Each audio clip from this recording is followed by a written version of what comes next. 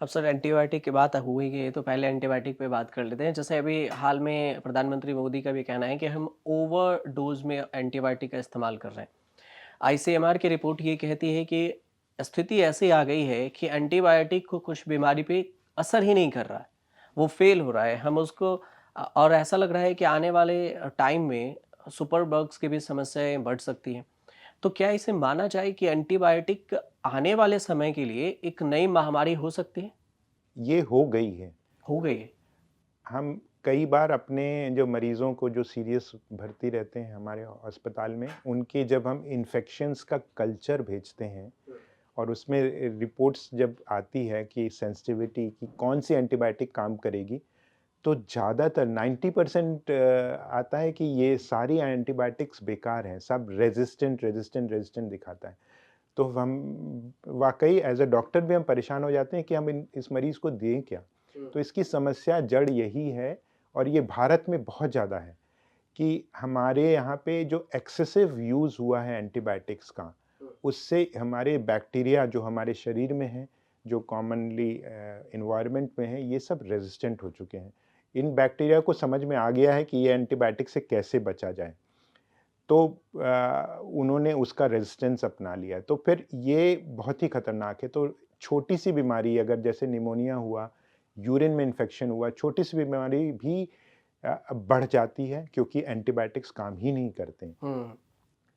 तो होता क्या है कि हम लोग एंटीबायोटिक्स का गलत प्रयोग करते हैं। जब आवश्यकता नहीं है तो भी एंटीबायोटिक्स लेते हैं। जैसे कि कॉमनली अगर फ़ीवर हुआ, कॉमन कोल्ड हुआ, जुकाम हुआ, सर्दी हुई, जो मौसम बदलने पे हो जाता है, वो 90% बैक्टीरिया की वजह से नहीं होता, वायरल इन्फेक्शन होता है, जिसमें एंटीबायोटिक की ज़रूरत भी नहीं होती।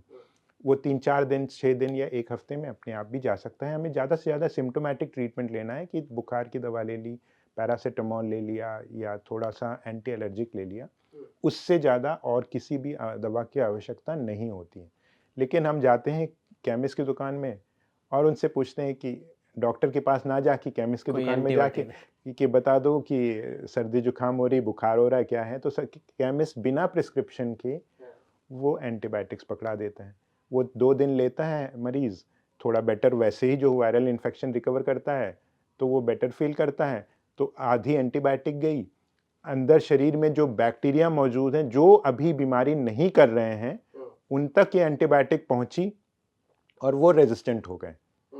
कुछ बैक्टीरिया है, गुड बैक्टीरिया मर गए, जो बैड बैक्टीरिया हैं, कुछ मरे, लेकिन जो बच गए, वो ज़्यादा बैड बैक्टीरिया को और जन्म देते हैं, फिर रेज़िस्टेंट बैक्टीरिया का स्ट्रेन डेवलप हो जाता है।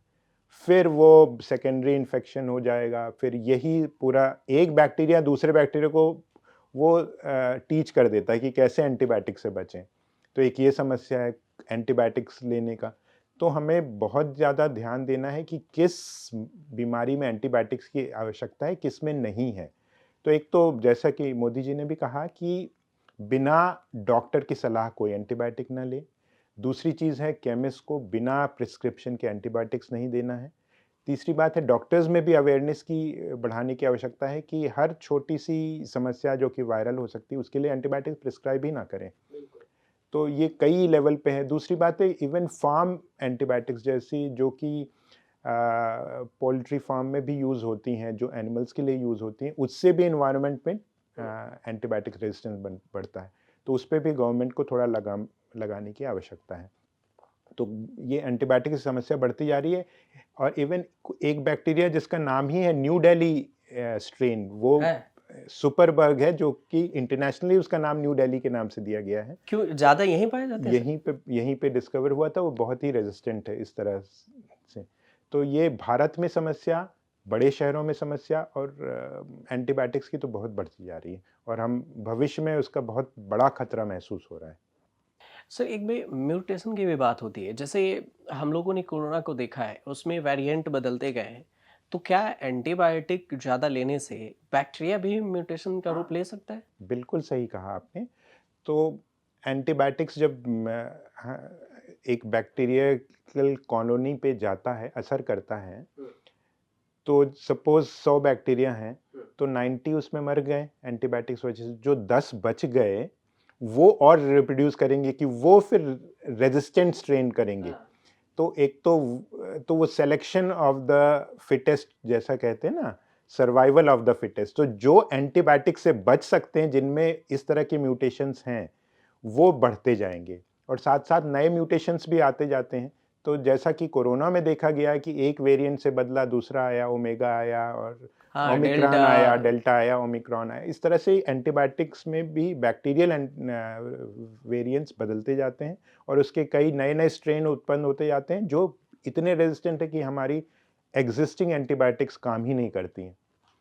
तो जिस रफ्तार से बैक्टीरिया रेजिस्टेंट होते जा रहे हैं उस रफ्तार से तो हमारी एंटीबायोटिक्स नई बन भी नहीं रही हैं, और बहुत ही एक्सपेंसिव भी हैं। नई एंटीबायोटिक्स जो ज़्यादा बैक्टीरिया पे काम करें बहुत एक्सपेंसिव है। तो एक कॉमन गरीब हाँ, जो है इंसान ना वो खरीद ही नहीं इन्फेक्शन पाएगा। से जाए तो वो तो खरीद भी नहीं पाएगा, बिल्कुल। और तो उसकी तो पूरा इतने हज़ारों के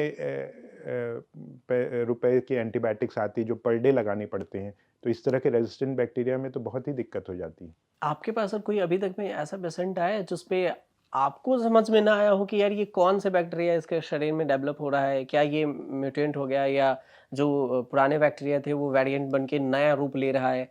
हाँ, बहुत बार जैसे मैंने सब कहा ना कि जब हम कल्चर एंड सेंसिटिविटी भेजते हैं, तो हमारे मरीज़ जो एडमिट होते हैं, आईसीयू में एडमिट रहते हैं या वार्ड में एडमिट रहते हैं और उनका बुखार जा ही नहीं रहा है, तो हम उनको कल्चर्स भेजते हैं, यूरिन कल्चर भेजते हैं या स्प्यूटम कल्चर, ये सब भेजते हैं। फिर उसमें देखते हैं बैक्टीरिया तो जाना-पहचाना है, लेकिन उसकी सेंसिटिविटी हर एंटीबायोटिक से रेज़िस्टेंट है, तो बहुत ही दिक्कत हो जाती है। अक्सर ये होने लग गया, और ये इस तरह की समस्या अब बढ़ती जा रही है। फिर जब कल्चर भी हेल्प नहीं करती है तो फिर हमें और ब्रॉड स्पेक्ट्रम एंटीबायोटिक देना पड़ता है। वो उससे समस्या और बढ़ती ही है, कम नहीं होती।